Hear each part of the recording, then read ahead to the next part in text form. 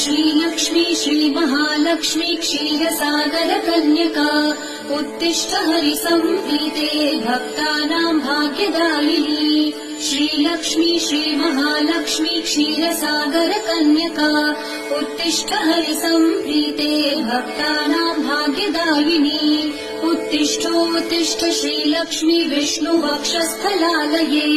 उत्तिष्ठ करुणापूर्णे लोकानां शुभदायिनी उत्तिष्ठोत्तिष्ठ श्रीलक्ष्मी विष्णुवक्षस्थलालये उत्तिष्ठ करुणापूर्णे लोकानां शुभदायिनी श्रीपद्ममध्यवसिते वरपद्मनेत्रे श्रीपद्महस्तचिरपूजित पद्मपादे